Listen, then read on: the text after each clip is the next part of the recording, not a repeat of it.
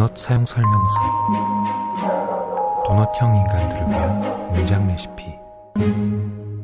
그러면 저희 마지막 문장? 네, 제가 읽어드릴게요. 네. 190쪽에 있는 문장이고요. 네.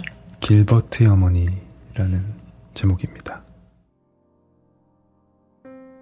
그녀는 자신이 밤새 거기 앉아있고 캐럴 딕슨의 흐릿한 이미지도 길버트가 그걸 두고 간 자리 1m 떨어진 곳에 그대로 있을 것임을 알았다.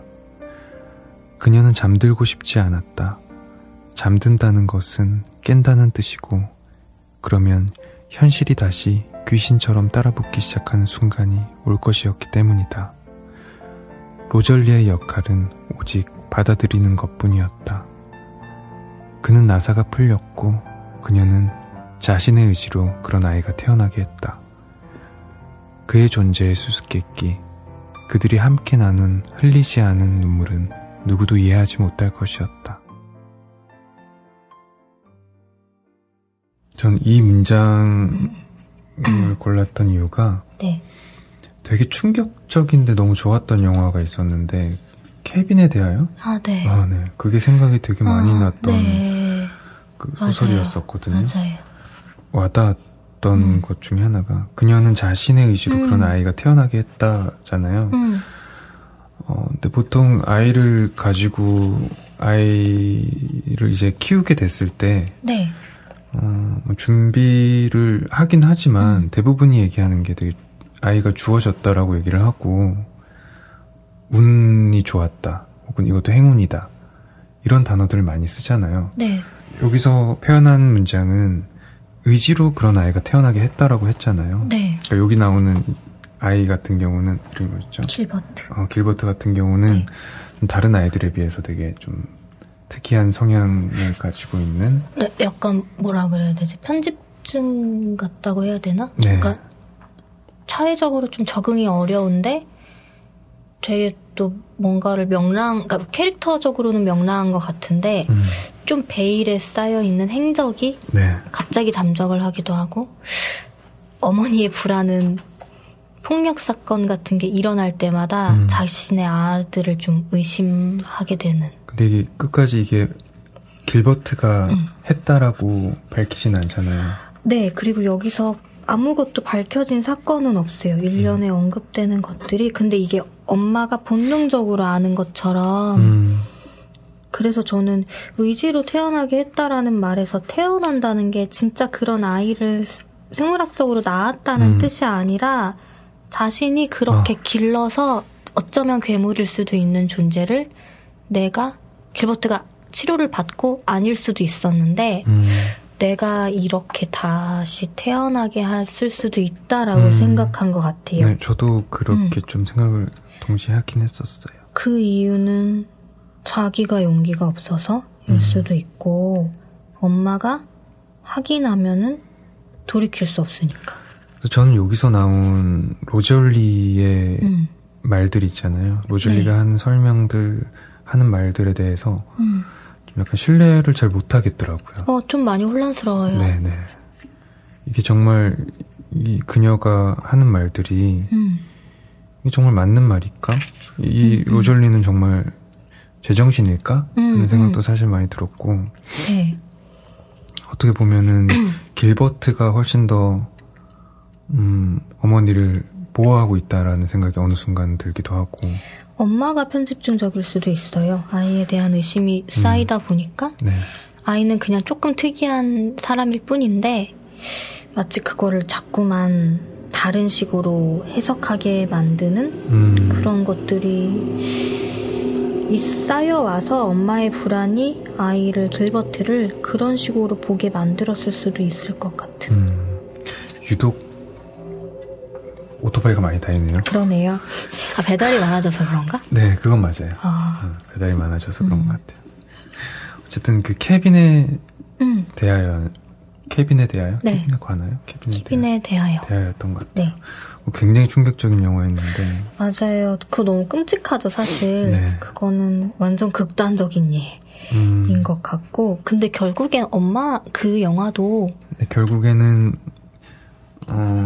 그런 건 아니었어요. 뭔가 그 아이도 의지로 그런 아이가 태어나게 했다라는 단어가 되게 어울리는 영화였던 것 같아요. 그게 엄마의 캐릭터가 결국엔 마지막에는 그걸 포용하려고 하잖아요. 아이의 네. 과오를. 근데 그게 조금 영화적인 설명으로 모성 없음에 대한 이야기가 맞아요. 오히려 네. 그러니까 그 아이의 악마성보다는 모성이 없는 엄마가 분명히 존재할 수 있고 네. 그랬을 때 아이가 얼마만큼 그래서 이게 꼭 책임의 문제로 가면 영화를 좀 오독하는 거긴 한데 케빈에 대한 이야기를 하지만 이 로절리도 마찬가지인 게 이 엄마의 모성과 애정은 길버트에 대한 과오를 책임질 만한 강함은 없는 것 같아요. 네. 그 케빈에 대하여 엄마도 케빈이 이상한 아이라는 걸 알지만 케빈을 자식이 아니라 굉장히 괴팍한 괴물 같은 사람으로 느껴져 버린 순간 자기를 괴롭히고 있다고 생각하고 엄마로서의 태도를 취하지 못했고 근데 그게 되게 특이 케이스가 아닐 것 같다는 생각을 많이 하긴 했어요. 모두가 숨기고 있거나 모든 거를 말하지 않고 있을 뿐이지 네. 모성이라는 게 네. 처음부터 그냥 생겨나는 것일 수도 있지만 네. 또 시간이 지나면서 생기는 사람이 있을 수도 있고 혹은 맞아요. 그냥 책임감으로 그걸 하는 사람들도 있을 거고 그건 제가 모르는 거긴 하니까. 실제로 최근에는 그런 부분들이 책으로든 매체든 많이 이야기가 되는 편이기도 하고 네. 저는 벌새 영화만 봐도 엄마나 아빠가 부성이나 모성이 그렇게 많은 존재들로 느껴지진 않았어요. 그냥 그쵸. 어떤 사회적으로 배운 학습한 부모의 역할을 하는 것 정도이지 특히 엄마는 너무 많이 엄마로서의 시간에서 벗어나고 싶어하는 게 느껴지고 아이에 대해 책임은 지려고 하지만 관심이 그닥 있지 않은 뭐 성가시다고 할 순 없지만 그냥 최소한만 급급하게 하는 그런 게 굉장히 현실적이라고 생각이 들었어요. 맞아, 학습된 모성애도 있다고 생각을 해요. 말씀하시는 것처럼. 그러니까 그것조차 못하는 경우가 진짜 안 좋은 케이스일 거고 지금 여기서의 로절리는 아이를 보호하려고 하고 어쨌든 자기의 입장으로는 그렇지만 방관도 하는 거잖아요. 만약에 진짜 그 어떤 여성을 죽인 거면 어떡해. 그거 사실 이거는 방임이라고 보긴 하는데 네. 그 묘한 긴장감 같은 관계? 이 에피소드 되게 어려웠어요. 네, 어려웠어요. 뒤에 있는 것들이 좀 더 어려운 것 같아요. 네. 처음에 읽기 힘들다, 왜 이렇게 되게 촘촘하다, 근데 좋네, 그래도 좀 읽어야지라고 생각하다가 끝에 갈수록 진짜 어떡긴다, 어떻게 이렇게 숨을 쉴 틈을 안 주냐. 진짜 너무 좋은 소설이고 너무 엄청난 건 알겠는데 이거는 일반적인 단편으로 읽기에는 정말 한 편 읽고 하루 이틀 쉬고 그 다음 읽고 하루 이틀 쉬고 이랬어야 됐을. 좋은 것 같아요. 그렇게 읽을 수 있으면 좋은? 읽고 난 후에 그 감정을 좀 오래 가져가야 될 것 같고 좀 궁금했던 게 이 윌리엄 트레버라는 사람이 작가에 대한 정보가 거의 없거든요. 성격이 좋았을까 되게 궁금했어요. 이런 글을 쓰면서 성격도 좋고 원만하게 지낸 사람이었다면 고개가 좀 갸우뚱할 수 있는 그러네요. 산문집 같은 걸 읽어본 적이 없어서 나온 것도 지금 우리나라는 없는 것 같고 네. 좀 궁금했었어요. 그냥 이런 글을 쓰는 사람의 성향은 어떨까? 제가 읽은 건 여름의 끝은 이거랑 달라요. 배경이나 인물들은 캐릭터는 비슷하지만 톤이 완전 달라서 장르 차이일 수도 있고 저도 아직 파악은 잘 안 되네요. 저도 개인적인 사람에 대한 그런 정보는 전혀 없어서 이 소설을 쓴 사람은 보통 사람은 아니야라는 건 확실한 것 같고 범인 정말 너무 힘들면서도 그래도 저 주변에 이거 너무 좋다고 추천한 분들한테 물어보고 싶어요. 이거 정말 좋게만 읽으셨는지. 왜냐하면 저는 좀 힘든 독서였어요. 요즘에 책을 읽으면 하도 이 책 저 책을 많이 읽어서 제가 이 도넛 할 때는 좀 안 그러려고 하거든요. 한 권을 좀 쭉 읽으려고 하는데 그래서 그 독서법이 안 맞아서 이랬을 수도 있을 것 같아요. 근데 저도 되게 어려웠어요. 되게 간만에 너무 어려운 소설을 읽었고. 사랑의 모든 아침은 이거에 비하면 괜찮겠죠? 네. 괜찮은 책인 거죠? 네네, 그렇죠. 근데 처음에 접한 비욘디랑 네. 나중에 접한 비욘디랑 좀 많이 틀려서 되게 놀라기도 했었고 심지어 제가 이거를 너무 계속 읽고 있으니까 물어보더라고요. 네. 그렇게 읽기 어려워? 라고 이제 물어보셔서 네. 너무 힘들어. 이거 주인공도 너무 많이 바뀌고 너무 힘들어 그랬는데 최근에 이제 다시 읽었을 때는 제가 먼저 그 얘기를 했었어요. 이거 다시 읽으니까 너무 좋더라. 날씨 탓인가 싶기도 하고. 근데 되게 좋았어요. 다행이네요. 네. 너무 원망하실까봐.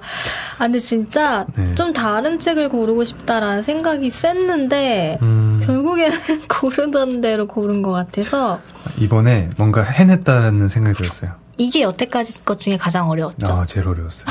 와, 이거 해냈다. 그렇죠. 근데 결론적으로는 좋은 책은 맞아서 네.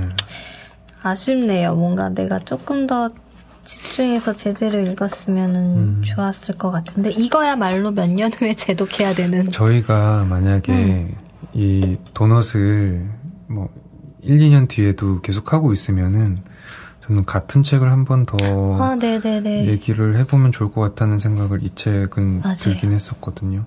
제목님 저번에 비수기의 전문가들 처음 읽는 거라고 하셨죠? 네. 그것도 제독 아니었죠?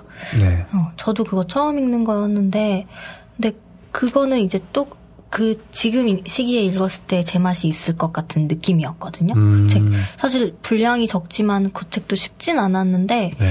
근데 진짜 이거는 조금 더 원숙해진 다음에 읽으면 어쩌면 내가 덜 성숙해서 이게 어려웠을 수도 있을 것 같기도 하고 여기서 이제 특히나 결혼에 대한 관계가 많이 나와서 저는 이제 그런 경험이 없어서 더 어려웠을 수도 있고 조금 더 시간이 흐른 후에 읽으면 더 궁금해요. 읽히는 부분이 다를 수도 있겠구나 그런 생각은 드네요. 생각났어요. 왜 이거 녹음 미뤘었는지. 제가 이거를 고르고 싶었는데 저희 그때 연휴 있어서 책 수급이 좀 어려웠고 제가 좀 늦게 정했고 근데 제가 아마 그때 다른 책 골랐다가 그러니까 이미 읽었던 책을 골랐다가 사실 그 책도 어렵거든요.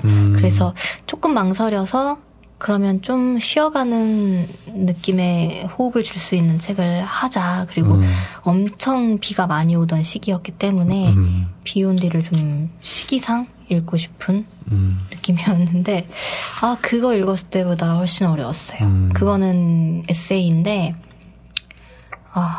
이게 더 어려웠던 것 같아요. 여전히 뒤에 찬사의 말들은 여전히 오글거리네요. 네. 다들 그거 아닐까? 우린 해냈어. 이거의 마음으로 찬사를 아낌없이 했을 것 같아요. 뭔가 이 정도는 읽어야지 이런 느낌으로 다들 고비를 넘었을 것 같은데. 근데 정말 문장력이 어마어마하네요. 네. 와, 귀뚜라미 소리 들린다. 귀뚜라미가 울고 있습니다. 저희가 지금까지 했던 책들이 대부분 여름에 어울리는 책들이 되게 많았잖아요. 저희가 여름에 하기도 했지만 네. 그래서 그런 책들을 또 고르게 된 것도 있는데 이 책은 좀 고된 계절에 읽기는 좀 되게 어렵다는 생각이 들었어요. 네, 맞아요. 그리고 감정적으로도 좀 여유가 없을 때는 절대 와닿지 않을 수도 있을 것 같고 좀 넉넉하고 선선하고 이럴 때 시간을 좀 가지고 읽기를 권유드립니다. 오히려 열기가 식은 다음? 근데 지금은 코로나 때문에 사실 다들 마음이 안 좋잖아요. 네. 그래서 지금 말고 조금 마음이 이 가을 끝 무렵이라든가 상황이 좀 좋아졌을 때 읽으면 좋으실 것 같아요. 물론 어떤 선호하는 것들은 뭐 힘든 시기에 빡센 책 읽는 거 좋아하시는 분도 있겠지만 저희 둘은 좀 힘들었잖아요. 힘들었어요. 그래서 조금 머리가 맑을 때 읽으면 좋을 것 같아요. 네. 저도 말씀하신 거에 공감을 합니다. 도넛형 인간들을 위한 문장 레시피 도넛 사용 설명서 6번째 책 윌리엄 트레버의 비온 뒤의 문장들에 대해 이야기 나눠봤습니다. 다음 시간에도 저희 좀 허한 이 마음 한가운데를 채워줄 책과 문장과 함께 찾아뵙겠습니다. 고맙습니다. 감사합니다.